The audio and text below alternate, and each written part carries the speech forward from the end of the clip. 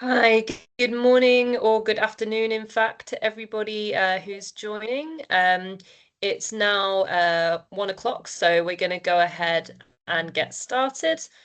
Just to let you know that this is being recorded just for internal use. So if you don't want to have your camera on the recording, that is okay. I will be multitasking, admitting people as they come in, if they come in a bit late, and presenting at the same time. So excuse me if I just have to pause to let in people as they come through. So this is the information session, the first of two. We're also doing one next Friday regarding Windle Trust International's postgraduate UK scholarships for this year. So thank you very much for joining. My name is Syra Rees and I am the Programmes Officer for the Postgraduate Programme. I'm based in the UK, and so today we're going to be talking about what this opportunity actually is, what the eligibility requirements are, what the application process looks like, and how you can submit a strong application. You'll notice that microphones by default are on mute, but at the end we'll have time for questions and answers, and so you'll be able to, at the end of the session, raise your hand and I will select people to unmute and ask questions. So just hold on to your questions for the end because they might get answered before then. So I do recognise that applying for scholarships can feel quite challenging and overwhelming. And so hopefully by the end of this session, you're going to feel like you have a bit more guidance, a bit more clarity on what this organisation actually is. Okay. So our objectives this session are, first of all, we're going to make sure that we understand the eligibility requirements and that we are getting to learning the application process, how it goes on our system, understanding the timelines involved and what expectations there are, and having some tips on what makes a strong application. You can see this picture here. This is our latest cohort who are in the UK at the moment doing their studies on various programs at various different universities. This is from our winter conference that happened in November. So who knows, maybe in a couple of years, this could be you. So first of all, a little bit about Windle Trust International for those of you who don't already know who we are. So our vision is everyone empowered by education. And we do this, we empower communities that are affected by conflict, displacement and marginalisation through access to quality education and the development of sustainable education systems in the Eastern and the Horn of Africa. So we actually have Windle Trust International. We have offices in Somaliland, in South Sudan, and in Sudan. So that's Windle Trust International. And our partners, who are a different organization, but they partner with us, that's Windle International Uganda and Windle International Kenya. They have organizations, they have offices, sorry, in Uganda and in Kenya. So they are our partners on the postgraduate program. They support us with recruiting students, and in Uganda they support us as well with operating the James Arian branch of the program. So that is a bit of information about who we are. So this scholarship opportunity in particular, it's not maybe what you would traditionally think of as applying for a scholarship. So, you know, in other scholarships, it might be you apply directly to the scholarship provider and they decide whether they award you or not the scholarship. It's a little bit different with us because we are nominators to the Commonwealth Scholarships Commission. So we are an official nominating body, which means we can put forward names to the Commonwealth Scholarships Commission to say, hey, these are the people we think are best candidates to get a scholarship from you. They then have the final decision on who actually gets the award. So it's really important to be very clear that when you're applying to us, you're applying to be on our priority list. And if you're on our priority list, we will give you application support. We will give you advice on where to apply to universities. We will support you to make those applications. Where relevant, we might be able to secure you things like fee waivers, one-to-one feedback, and so forth. We will give you all of that if you're on our priority list. But then there's no guarantee that we are then going to nominate you to the Commonwealth Scholarships Commission. Okay, usually the people that we nominate to the Commonwealth Scholarships Commission are those that really put the effort into their applications, are responsive to the feedback that we're giving, are, really have chosen their university courses very carefully. So just be aware that being successful in this application and getting onto our priority list doesn't guarantee you a scholarship from the Commonwealth Scholarships Commission. Okay, so it's really just important to understand that process. For those that have just joined, I'll just go over that one more time because it is important. So you apply to us. If you're successful in our selection process, we put you on our priority list. Okay, we will then support you to make applications to universities and to the Commonwealth Scholarships Commission for their master's scholarships and for their shared scholarships. If we feel that those applications are strong enough from our priority list, we may nominate you to the Commonwealth Scholarships Commission or to our university partners. There is no guarantee that you will be nominated, and even if you are nominated by us, the final decisions are made by the Commonwealth Scholarships Commission alone.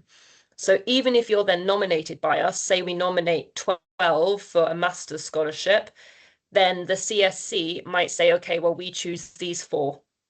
Okay, so there's no guarantee that you will get a scholarship, but what you will get is a much improved chance of getting a scholarship because you've got support from us and because you're nominated. And the CSC doesn't consider anyone who is not nominated, right, for their master's scholarships. You have to be nominated. You have to go through a nominating partner. Okay, so that's why it's really important to go through us, because you need a nominating partner to be eligible for those CSC scholarships. You don't need university admission to apply to us, so we can support you to get university admission if you're placed on our priority list. So you don't have to have it now, but if you do have it, that's great. You can put it in on your application, okay? But you don't have to have it now. We will support you to get it. Even when you apply to the Commonwealth, you still don't need to have university admission at that point. We will support you to get it by the time that you need it. Okay, so that's just to be clear on the order there. So hopefully that's very clear. Again, questions will be at the end. So if you have any questions about that, please do save them for the end, and I'll be happy to answer anything about that and clarify any of those, any of steps within that process. But let's go on to what the scholarship supports. So we are currently, this recruitment round is for the Commonwealth scholarships. So that includes their shared scholarships and their master's scholarships. These are fully comprehensive scholarships. So everything is covered. So this includes tuition fees, this includes living expenses, this includes travel, visa support, and of course we give you application guidance and support as well from Windle Trust International. If you want to find out more about what is actually involved in Commonwealth Master's scholarships, the specific things that are covered, you can go on their website. It's publicly available. All the information is available there. But the thing to be clear is that this is a full coverage scholarship. So we're not going to be placing anyone with where they have to fundraise for the rest of their fees. No, we will be placing you on a fully, it will be placed on a fully covered, comprehensive master's level scholarship. So in terms of the application process and eligibility then, we're looking, I mean, our applications are quite, widely open to many different people, but we encourage, I would say, we encourage applications, particularly from if you identify as a refugee or someone who's affected by conflict, if you identify as a woman, if you identify as a person with a disability, or if you identify as someone who really wants to make change in their community and give back to their community, we particularly encourage applications from these groups of people. And if you don't belong to those groups of people, it's okay, so long as you meet the rest of our eligibility requirements. But these are very much the people that, as an organisation, we are seeking to give plenty of opportunity to in improving access to education and removing barriers for these groups.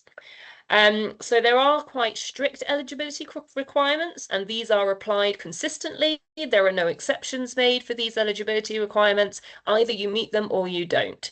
So if there are any questions at the end about would you accept me if, and it's very clearly listed on the eligibility requirement, the answer is going to be no. Okay, you either meet them or you don't. It's a blanket yes or no. There's not really any, I don't meet that, but would you still accept me? No, if you don't meet it, you won't be eligible and you won't be accepted. So the academic requirements are that you will need an equivalent to a UK undergraduate degree at the second class upper level minimum. Okay, and that means, for example, if you've got a second class upper degree, maybe you've got a first class degree, maybe you've got a distinction, maybe you've got a GPA of 4.0 out of 5 or 3.2 out of 4. Maybe you've got one that's graded very good, or even if you've got an MBBS, that's okay. All right, that would be eligible. But if you've got a third class, if you've got a pass, a lower second, or something graded as good, those ones are not eligible. So straight away you can say, okay, that's me, I'm not eligible. I don't even need to be here on this call because I wouldn't be eligible for this opportunity. The other thing that we will check, and this is one that maybe can be checked more with our support, is that you meet university entry requirements. So for example, if your degree is a second class upper, but it's from a university or country that no UK university actually recognises as having a valid equivalent. You might have heard of UK NARIC. They are the equivalency body in the UK who judge whether a second class upper from, say, Eritrea, for example, is equivalent to a second class upper from Egypt or from the UK or something like that. So if your second class upper degree doesn't actually equate, isn't accepted by UK universities as equivalent, then it also wouldn't be valid. So do just be mindful of that and just check on the UK NARIC site or on the university sites itself to see, is my degree actually equivalent? We also assess for strong English language ability. So you don't have to have any like IELTS or any sort of language test results to apply for us. If you do have those results, though, put them in your application. We like to see them, but you don't need them to apply to us. But if you're invited to interview, then we will absolutely be listening to see if we think you have the English language level capable of succeeding on a UK master's course, which is at the bare minimum a B2, but to be honest, it's usually ends up being a little bit higher than that because some of the universities have a higher requirement than just the visas. So if you're invited to interview, one of the things that we are looking at is your English language capacity. Same as in your applications. When we read through your applications, we're looking at your English language capacity.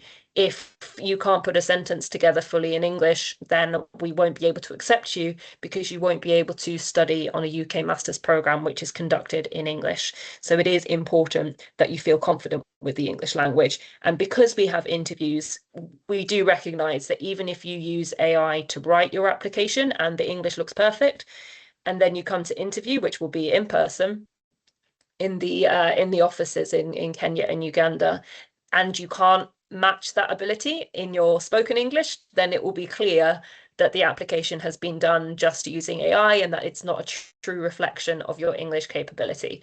So, there's no point in wasting time, basically. Just if you don't have the level of English, then you won't be accepted. So using AI and things like that, it's only going to get you so far because we will be able to see whether it actually matches up at interview anyway. So in terms of location, this is the eligibility question that I get the most. People don't fully understand our location requirements for eligibility. The reason we have location requirements is because we're making sure that we're supporting people that historically and according to research we have from our local communities are that they are affected in some way or have historically been affected by conflict or marginalized in some way, and that we're really making sure that we're supporting the people that as an organization our remit is to support. So in terms of origin, we say that if you originate from East, Horn or Central Africa, that's okay. That's where you can originate from. If you're originating from the south of Africa, not eligible. Okay. If you're originating from the Middle East, not eligible. Okay. You need to originate, and that means where you were born from one of those locations. Just be aware that if you were born in Sudan, there is currently a visa break in the UK where they've banned all student application for visas from Sudanese nationals. We hope that will end. We hope that it is a temporary measure that will end soon, but it is currently meaning that Sudanese students are not able to be placed in UK scholarships. Just be aware of that if you're a Sudanese student. We do really hope that it will end soon and are advocating on behalf of the Sudanese students that are on our priority list at the moment, but it's just something to be aware of. Residency, you must be resident. That means living in Uganda or Kenya. So even if you're from a different country, you must now be living in Uganda or Kenya. Okay, so at the time of your application to us and then to the CSC, you must be living in Uganda or Kenya only. Okay, you cannot have, say you were a refugee from South Sudan, you came to Kenya and you've now returned to South Sudan, not eligible. Okay, say you were from Sudan, you came to Uganda and now you've returned, not eligible. You need to be currently resident in Kenya and Uganda. And I'll talk a bit more about how specific that gets. So if you're a refugee and you have a refugee attestation or a refugee ID, some way that proves your legal status as a refugee, anywhere in Kenya and Uganda is fine. You can live in Kampala, you can live in Nairobi, you can live anywhere in Kenya and Uganda as a refugee, and you will be eligible. Okay. But if you're not a refugee, so if you don't have your refugee ID or attestation, then we narrow it down and you have to be a bit more specific. So you need to be able to show that you have a personal commitment to reducing marginalization in the regions listed. And for Uganda, you need to demonstrate a clear long-term link. So that means either you've been born there or you've lived or you've worked there for more than 3 years with either West Nile, Karamoja, Acholi, Lango, or Teso, okay, regions. That is, we need a clear long-term link with those regions. So if you're not a refugee and you're from Uganda, okay, that's what we need to see. Okay, if you're not a refugee, but you're from Kenya, you're a Kenyan, okay, you need to either be born in Garissa or Turkana counties, okay, and working there currently, or working in Baringo, Isiolo, and excuse my pronunciation, it's terrible, Mandera, Marsabit, Samburu, Tana River, and Wajir. So those are the areas where you need to now be working, but you do need to have been born in Garissa and Turkana. Okay, and for both countries, either way, we need to see a commitment to reducing marginalization in those areas. So we want to see that you're actually not just living there and taking care of yourself, but you're actually really putting the communities in those areas first, and that it is marginalization that you're paying attention to, and yeah, your priorities are the same as our priorities essentially in giving back to those communities. So again, if you have questions, save them to the end. This one usually raises a lot of questions, so please just save your questions to the end. We'll have time for questions. You can, I'll be able to unmute you at the end and you can put your hands up. So that is our location requirements. Work experience. So the way this works is that after your undergraduate degree, you need to have experience before applying to us. So you graduate from your undergraduate degree and then you gain work experience and then you apply to us. So if you've only just graduated, you can't apply to us yet. Okay, even if you've got 10 years of work experience, okay, you need to be able to actually have post-graduation experience. So you need to be having 2 years of post-graduation work experience prior to your placement at university. So, for example, this current recruitment round, we're looking to place you in maybe September 2027, right? So you will need to have been working consistently since at the very, very latest will have been September 2025 at the absolute latest in order to be placed in September 2027. Okay, at the very, very latest, you have to be working consistently across that window. Ideally, it makes it a lot easier for us if you've already got 2 years even up to now, right? But if you haven't quite got 2 years up to now, but you're sure that by the time we get to September 2027, you will then have 2 years, then you can still be eligible to apply. Okay, and that comes from those requirements are from the universities and scholarship partners that we partner with.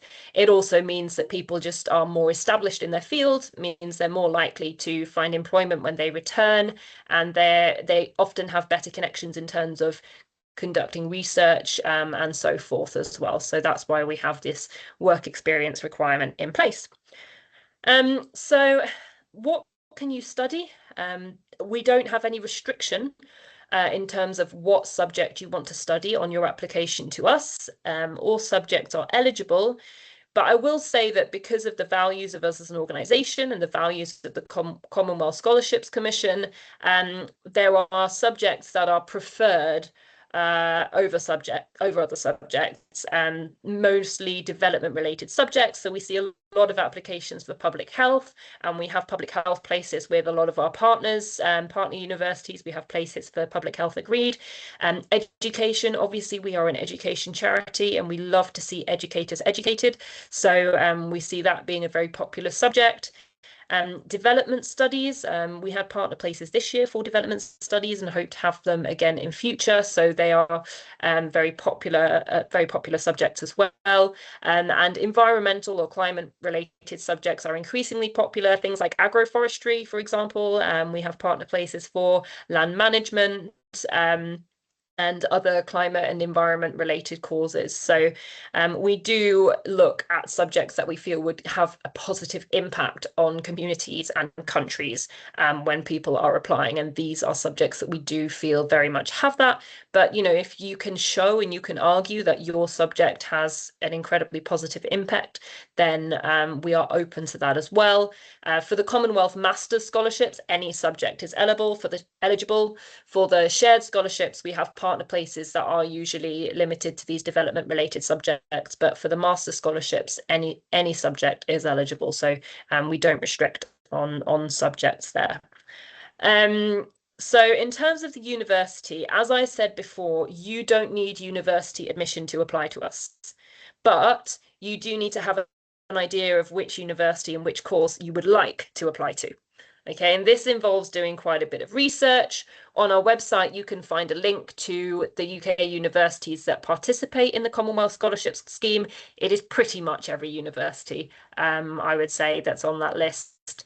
You know, look carefully at the entry requirements of the course that you're interested in. Check things, like I said before, about like the equivalency of your degree. Does your degree actually meet their requirements? You know, what would their English language requirements be? Would your English be good enough? And remember that make sure you're looking at 2027 entry, because the 2026 entry is this year. That's too soon. So when you're looking on the university websites, make sure at the top it says 2027 entry. Application fees. Most universities in the UK don't charge application fees. There's a very small number of universities that charge application fees.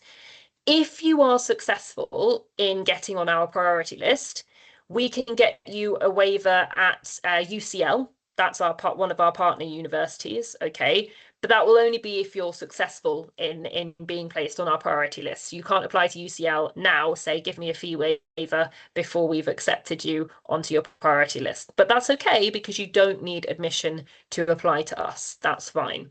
Okay, so just it's something to consider. Like, for example, if you're applying to King's College London, they charge quite a hefty application fee, and that's one that we can't get a fee waiver on.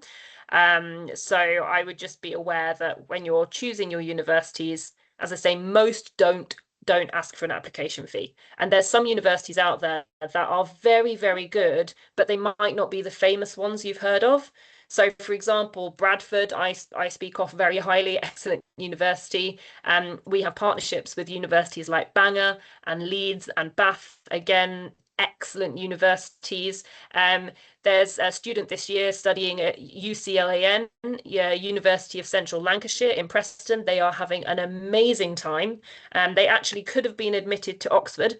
They got admission at Oxford and chose no. They wanted to go to UCLan instead because even though nobody knows the name of this university, it's got a really good supervisor for the course they're interested in.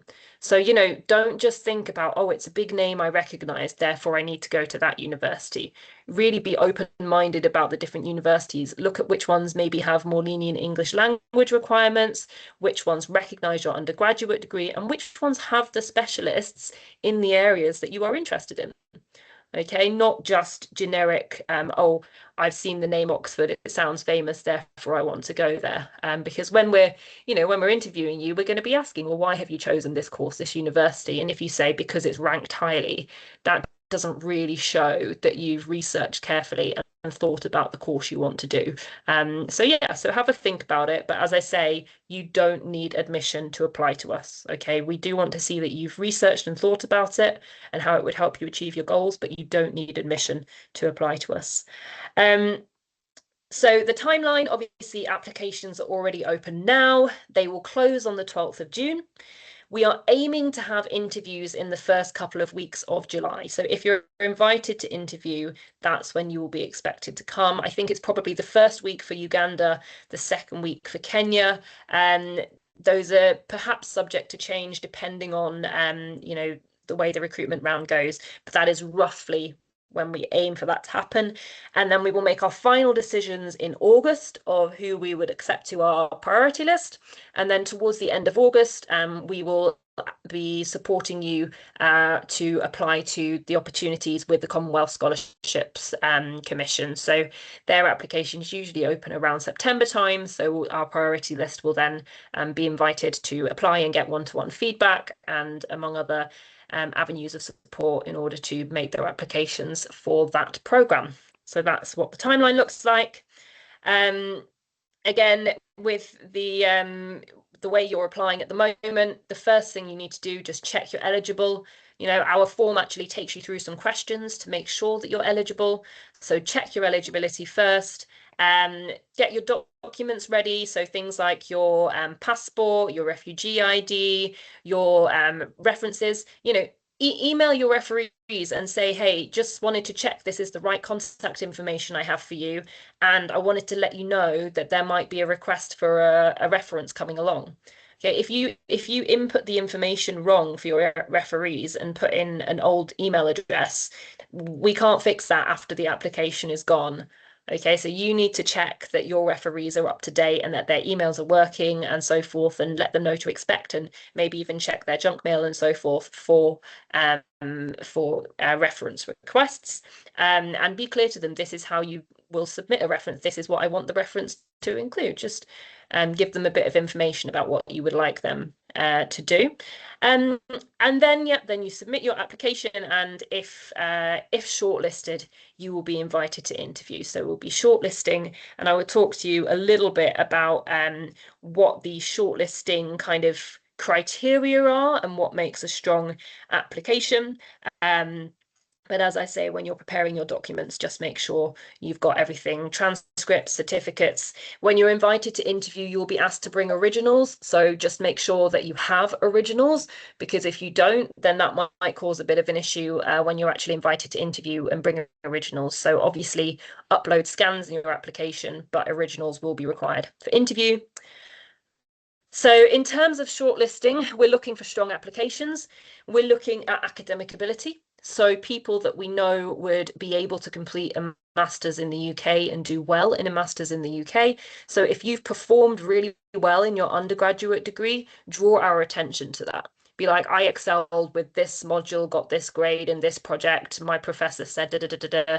Okay, we want to see that academic ability. We want to see leadership potential as well. So where you've showed leadership in the past, say, oh, I organized a community outreach around this subject and it had this impact. Tell us that. How have you shown leadership in the past? And the same with the impact as well. What was the results? Okay, give us specific examples and results of things you've done.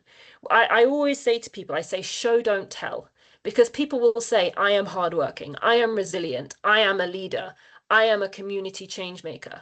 And then they give no examples about, okay, where have you done that? What was the impact? And it's meaningless. And I say this because AI as well, AI will be very generic and it'll say, I always highly value community leaders and I communicate, da da da da da, but it won't give specific examples of something that you have done in your life. And so we are really looking for specific examples where you have had community impact, where you have shown your leadership potential, okay, and the outcome of those examples, right? If you can even give, some sort of numerical or qualitative outcome from an action specifically that you have taken in the past, that's going to strengthen your application rather than just saying that you act a certain way and not backing it up with evidence and examples. So that's some of the things that we are looking for.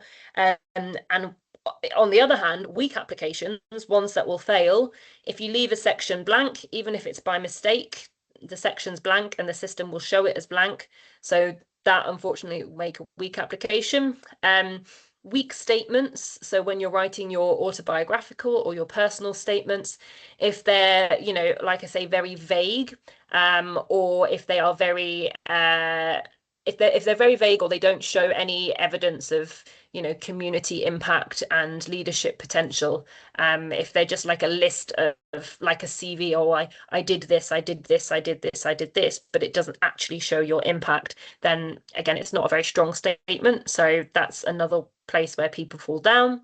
Eligibility issues, again, the eligibility criteria are clearly there. I've explained them again on this call. Please check your eligibility before you apply, because otherwise, you will just get rejected straight away.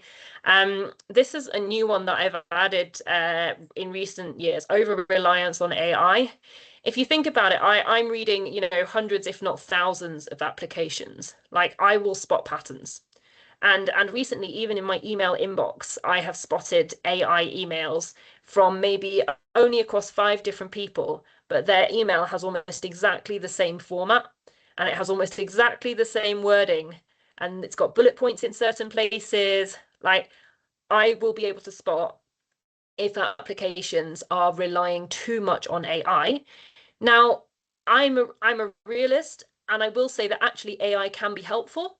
Like, if you want to use like something like Grammarly to help you check your grammar, I totally understand that, and I actually support it. I think AI, when used as a helpful tool, can be really fantastic. Like, give me advice on the structure for this application. That kind of limited use of AI can really help you and support you. So I'm not disparaging that. But when you don't put any personal thought into an application and you just ask AI to do the whole job for you, it doesn't matter how well you prompt it. At the end of the day, you're going to get found out at interview. So please just make sure that when you are using AI, that you do it in a sort of informed, controlled, and wise way. Rather than just relying on it for your whole application, because it will fall down at interview, and at the end of the day, it will fall down in your application to the CSC as well. And then poor language use, I mentioned that before. We do look for strong English language ability. So proofread your application.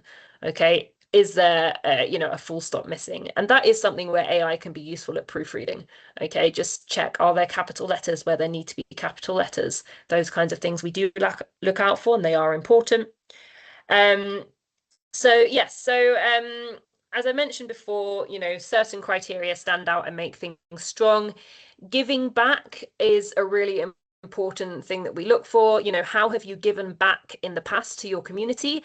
And in future, we look for specificity of your vision of how you will give back in future. So please be specific in terms of this is my vision. When I graduate, this is how I'm going to use this. Not I'm going to help the community. I'm going to change the country. How will you help your community? What specifically will you do? How will you change the country? What career path will you take? What interventions will you implement? How will you strategize those implementations? How will you get stakeholders on board in those interventions? We're looking for specificity of vision when it comes to looking at the future. And the other things I think I've mentioned already. So, we're looking to encourage applications from different groups, such as from women and conflict affected people, high academics, work experience, carefully thinking about your course choice and understanding why you've chosen that course. Yeah, I've spoken about all of that already. So interviews, yeah, I've mentioned that already as well. You'll need your original documentation. They will be hybrid. So in the offices in Uganda and Kenya, you'll be there in person, and there will be myself or another member of the UK office joining online as well. And theoretically, you should expect invitations to interview towards the end of June. It might be closer towards the beginning of July. Around that time is what we're aiming for. Of course, if we get a high number of applications, we might have to move things back a little bit. So we're being slightly flexible with that, but that's what we're aiming for. Okay, so these are some of the frequently asked questions. I'm sure you have more, but these are some that are asked frequently. You can apply without IELTS.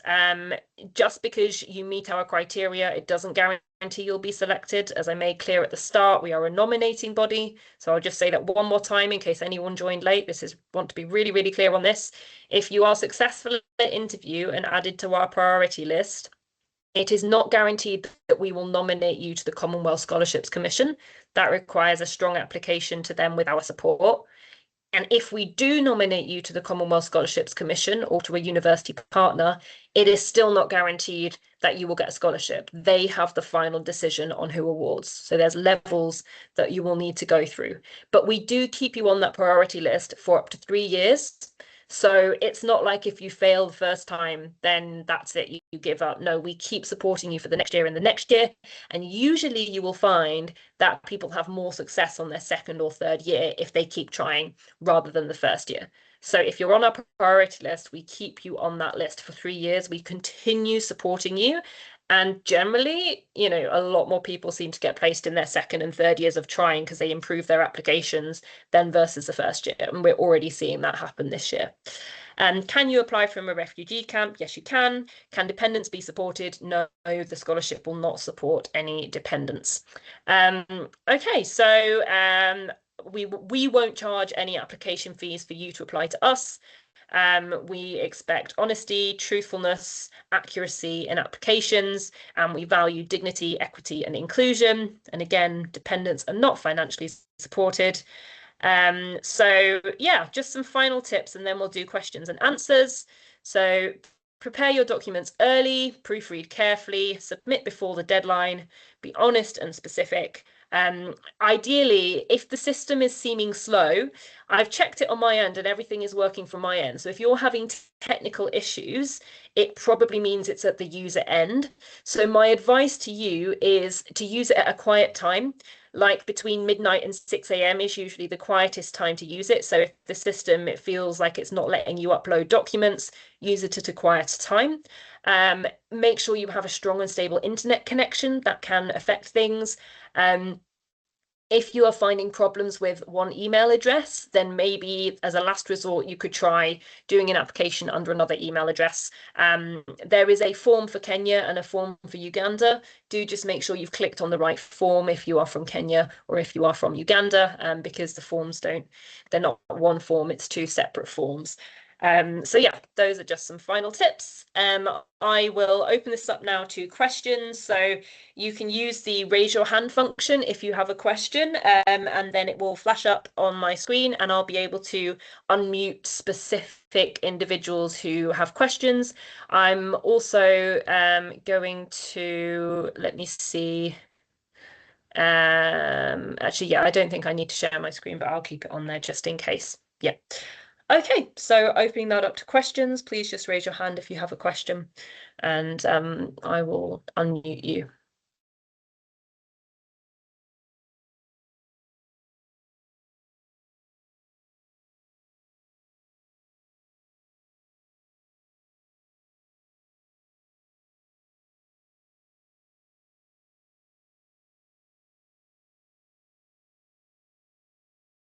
Yes, Eric.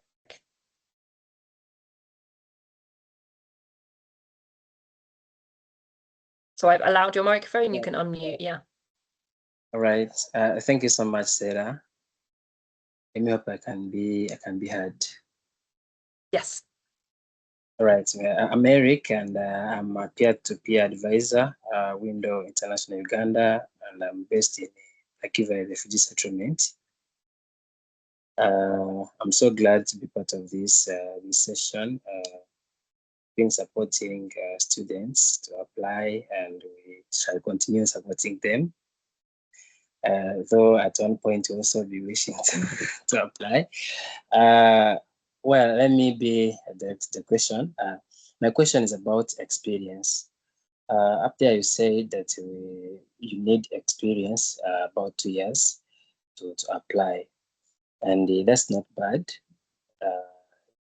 Since in experience, you'll be giving back to the community. I also, in that line, wanted to know if someone has been having the experience different from what they are applying for. Let's say someone studied public health and is applying for public health, but has been doing something like social work. Yet, yes, he has been giving back to the community, but in a different field. Is that person eligible to apply?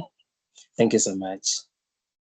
Great question. Thank you very much, Eric. So, to be clear, that person would be eligible to apply, but that person would likely not come up as high on the shortlisting. So it doesn't affect eligibility, but like if you can't really show a relevant link in your application between the course you're wanting to study and your work experience, it weakens your application. So you're eligible, but it's probably not going to be a very strong application. Stronger applications have relevant years of work experience. I hope that answers your question. Thank you. Okay, let's have, I can see another question up here. I'm going to enable, is that Jerome? I will enable your mic and you can unmute yourself. Yes, thank you for giving me the opportunity. My concern is concerning the priority subject that you people valued. And for me in particular, I did oil and gas engineering, and I want to continue in my professional line. And in my application I've submitted, I applied for Masters of Science in Petroleum Engineering. I don't know, shall we be admitted or? Great question again. Thank you very much, Jerome. So particularly with the area that you've suggested, the CSC actually has some quite unique requirements around that based on UK laws on clean energy and promoting clean energy.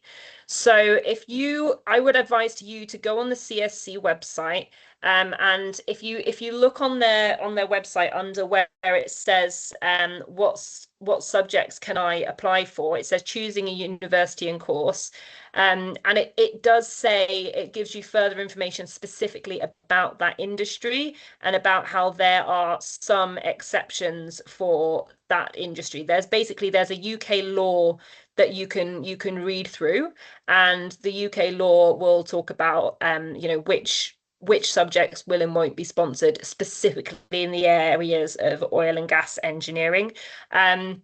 Aside from that, there's no requirements from us, from Windle Trust International, but it is just that UK law from the Commonwealth Masters, particularly from them. So yeah, I would say just have a look on their website. I'm trying to find the link right now exactly to where that guidance is.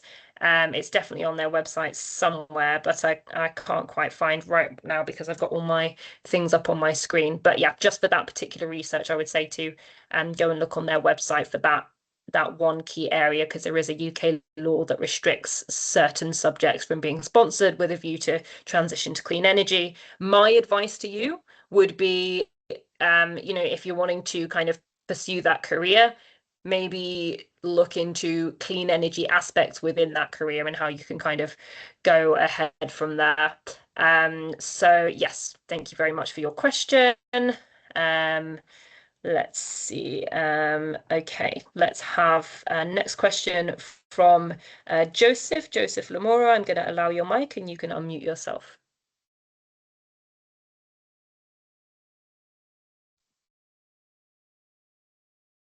Hi, Sarah.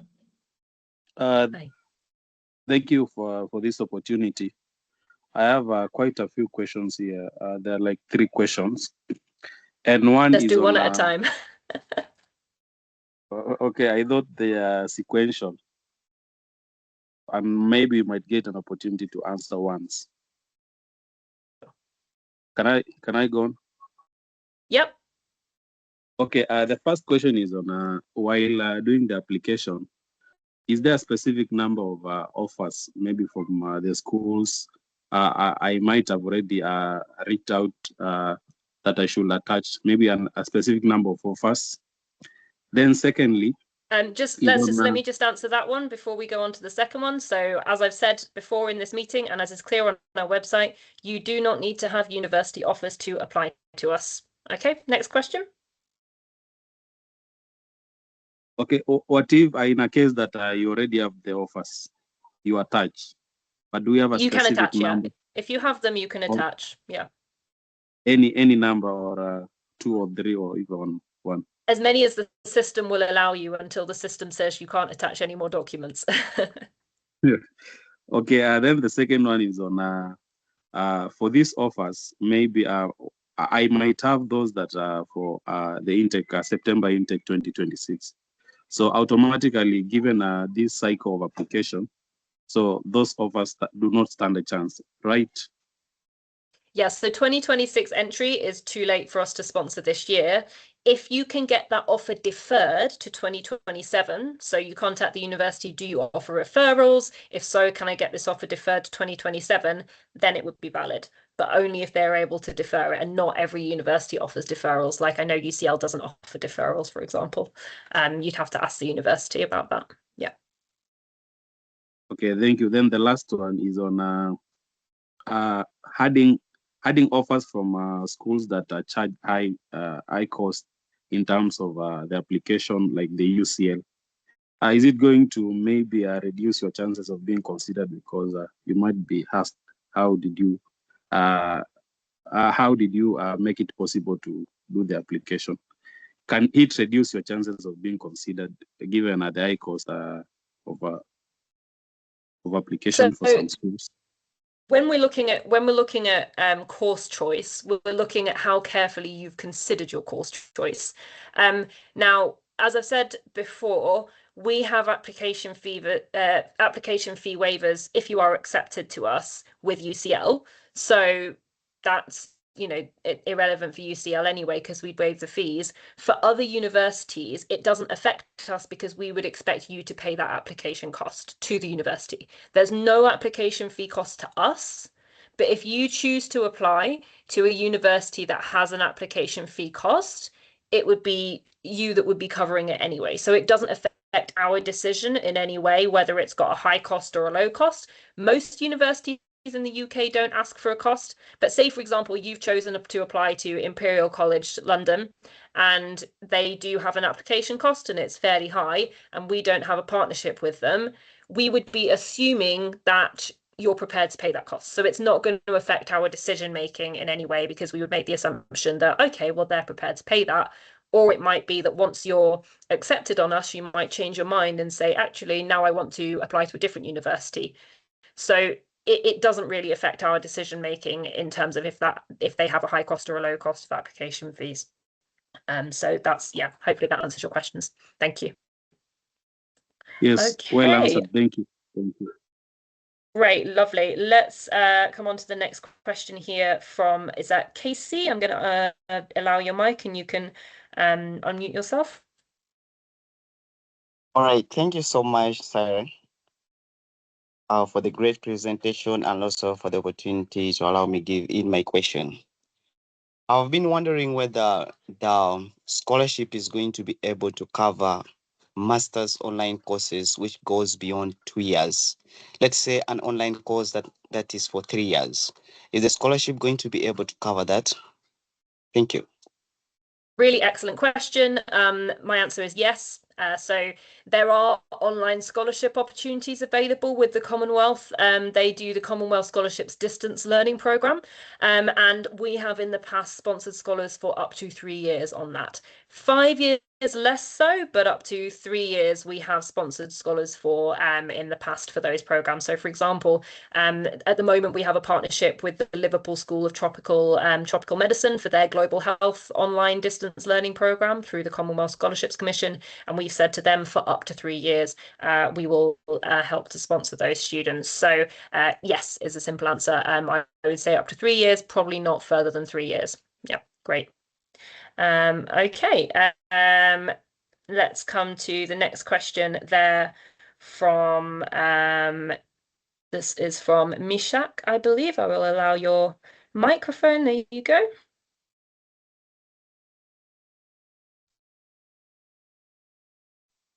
Good afternoon, everyone. So thank you so much for the presentation. I hope everyone can hear me. Meshak, I work with PPDR, a refugee-led organization based in Kampala, Machindi, and Wafu, as a project manager. My question will be similar to the one of Jerome, I believe, who was asking, like in the application form, in the application process, I saw where they're asking someone to put on a course that they would want to go with or to study. So I want to know, like, if there is a university, if like there are 5 or 6 universities that are offering the same course, is it that the Commonwealth or Windle Trust that will select one university for you, or you will go with a university of your choice through the process? And the second question is, what are the universities that you're partnering with? Or is there a link or website where we can find those universities and find more about them, or that can enhance more on our application process? Thank you. Sure, thank you. 2 great questions there. So the first question about whether it's your choice or our choice about which universities you apply to. So obviously now at this stage of the application, you know, you're choosing, you're researching which university you're most interested in. Then if you're successful on being placed on our priority list, I personally will look at that choice and I will advise you on whether I think that is a wise and attainable choice or whether I think there might be better options. It is then your choice about whether you take my advice or whether you continue to apply to that course. So yours is always the final choice, but I will definitely give you advice based on, you know, what I know about success rates at different UK universities, English language requirements and so forth, you know, where they accept free tests that we offer. Those kinds of things I will advise you, but the final decision of where you apply is always up to you. And the CSC, when you apply to them, they actually ask for 3 choices. So your first preference, second preference, and third preference. So you will put your first, second, and third preference, and we will support you to apply to all 3 so that you can then secure offers from them. In the case that if your first choice rejects you, you've still got backup universities if the Commonwealth Scholarship is awarded to you. So final choice is always yours, but I will give you advice and I will have opinions on where would be best for you to be. So the second question on our partners. So it changes every year, to be honest with you. Like, we're always working on getting new partners, always working on expanding who we're working with. And sometimes a university will work with us one year, but then the next year they might say, okay, this year we're not actually applying to the CSC, or they might say that we've got too many students or something the next year. So this year, 2026 to 2027, we have partnerships with Bangor University, Bath University, Leeds University, and the Liverpool School of Tropical Medicine for the Commonwealth Scholarships partnerships. And then for the other partnerships, we have a centenary partnership with University College London. So that's for this year. But as I say, it might change for next year. You know, we've had conversations with plenty of other universities too, and it depends on their priorities for the year, whether they will partner that year or whether a different university will. But we're always working on securing more university partnerships as we can. Okay, thank you very much. Let's move on to the next question from Esther. I will allow your mic And please, you can go ahead with your question. Thank you, Sarah. I have only 2 questions. First is, I'm a refugee in Uganda. So I graduated last year with a Bachelor of Laws from Uganda Christian University. When I looked at the criteria, you said we're supposed to apply for courses under the field of education, public health, development studies, and environment. So I wanted to know if I'm applying for a master's, does law, because I believe law does not fall under public health unless if I'm going to do health under law. I wanted to know if I would qualify for a scholarship if I'm going to do a master's and I have done law under this field. And then the other question is, you talked about experience, and the only experience I have is I did the internship, and then I'm also doing voluntary work in the court. Does that fall under the experience that you look for in a candidate, or we need paid experiences? Thank you. Thank you, Esther. Again, 2 great questions. The second one, yes, that counts. Internship, voluntary experience, we count that as work experience. So it's okay if you've not been paid. The fact is you're doing the work, and that matters to us. So yes, that absolutely counts. The first one, you can apply for law. It probably won't have a shared partnership place, but it will still be eligible for the Commonwealth Masters scholarships. So as I say, you can apply for law or any other subject. It's those 4 areas are the ones that we tend to have shared scholarship partner places on, but we still nominate for the Commonwealth Master scholarships, which are any subject. So it's okay to apply for law, and we will consider an application for law. Just because those are the ones that we have for shared scholarship partnerships, it doesn't mean we won't have places for law. We can nominate for law as well to the Commonwealth Master Scholarship. So yes, law would be fine. Yeah. Thank you very much, Esther. Let's come over to Sarah. I'm going to allow your microphone, and you can go ahead and ask your question.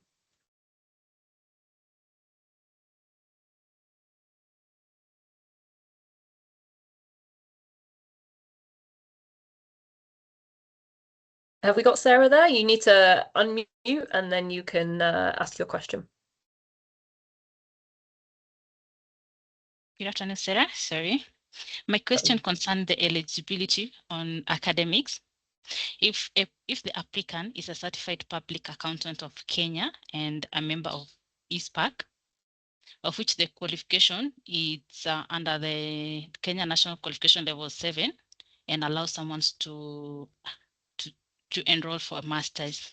So under this scholarship, is the person qualified to do that? That's a really good question. I would have to check the equivalency on UK NARIC to see whether it's actually accepted in UK universities. I would say if you email, can you see the email on the screen, postgraduate@windle.org.uk?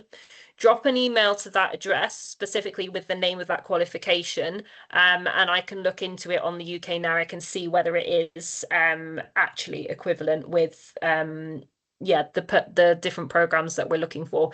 Generally, without an undergraduate degree, I've not come across any successful applications without one, but this might be a new qualification that I'm not yet familiar with. So just pop it on that email, and I will check whether it is actually going to be eligible for UK university places. Thank you.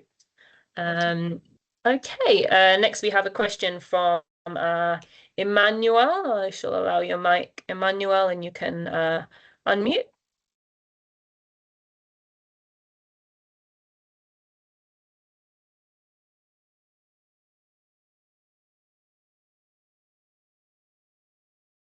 Have we got you, Emmanuel?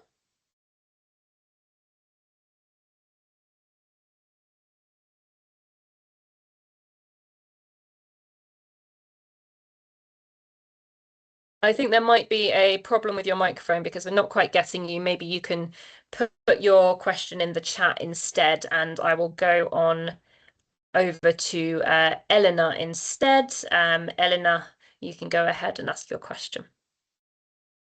Hello, thank you so much for the presentation.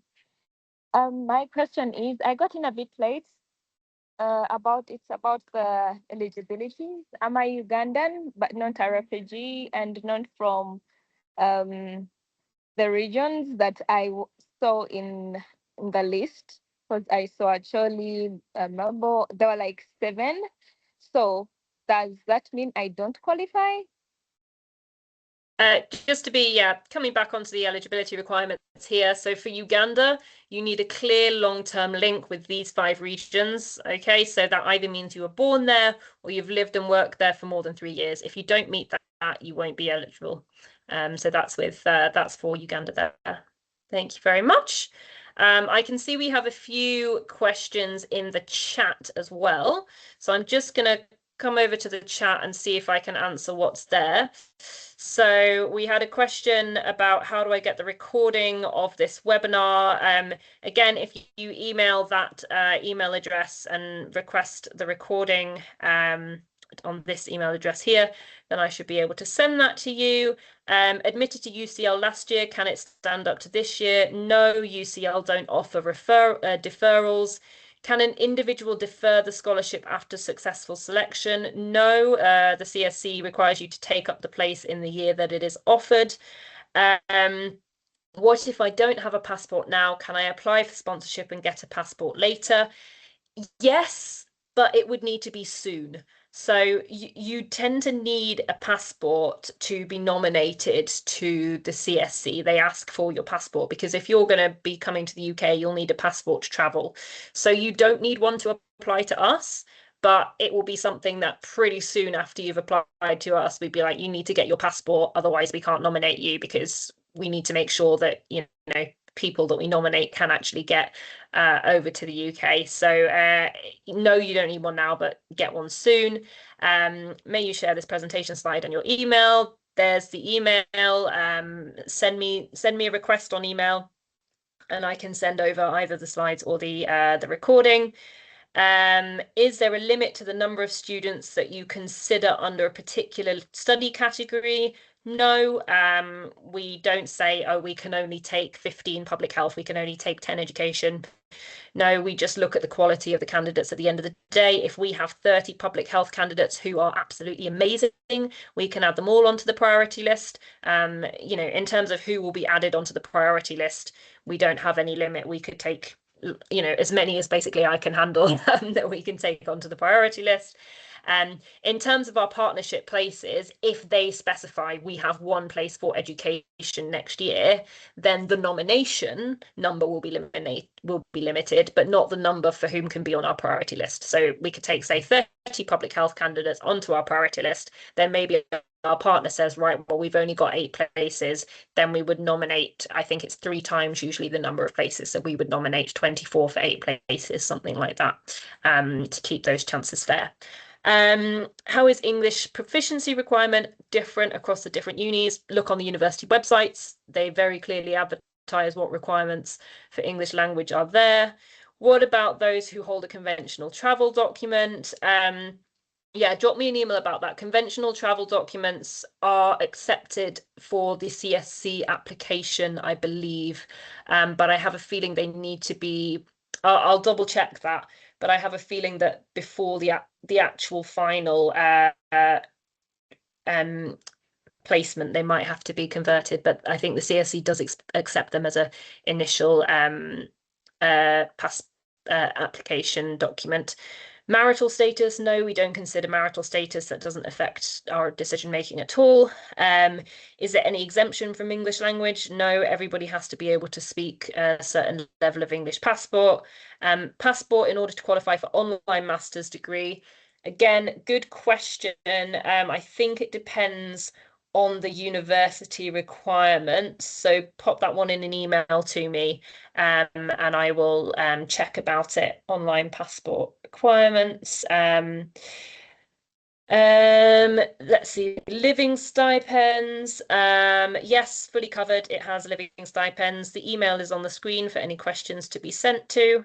Let me come back onto our participants here. I can see there is another Sarah that has a question there. So let me just allow Sarah's microphone. I'm going to make this the last question because I've noticed we're running a bit over time, but we do have another information session next week. So let me just allow that microphone.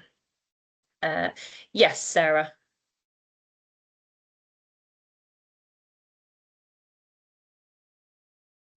Hi, Sarah. Thank you very much for the presentation. I have a question on the eligibility requirement. I come from Kenya and I'm not a refugee, but I come from Samburu County, one of the listed areas. I just wanted to confirm my eligibility. Thank you.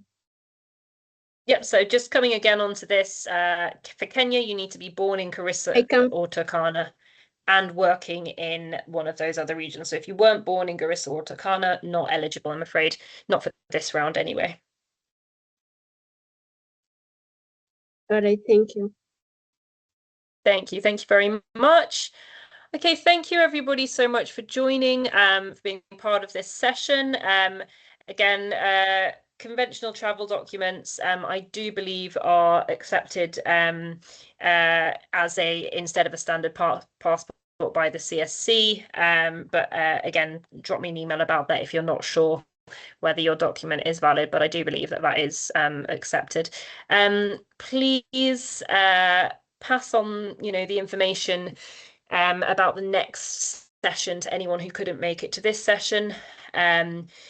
Quick question there about if you have diabetes, that doesn't affect our decision making at all.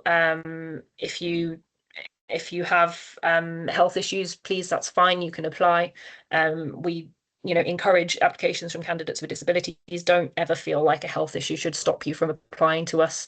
And please be open, you can be open about it on your application as well. Don't feel like you need to hide it, that's okay. All right, I will end this meeting now, but yes, we will have another information session next week, which will contain much the information that's here, the same things, but also a chance to ask questions. So just pass the word on to anyone who couldn't make this session here, and there is the email. So any further questions, please pop it to that email address there, and applications will close on the 12th of June. All right, thank you very much. I shall end this call now. God bless you and have a great rest of your day. Okay, take care. Bye.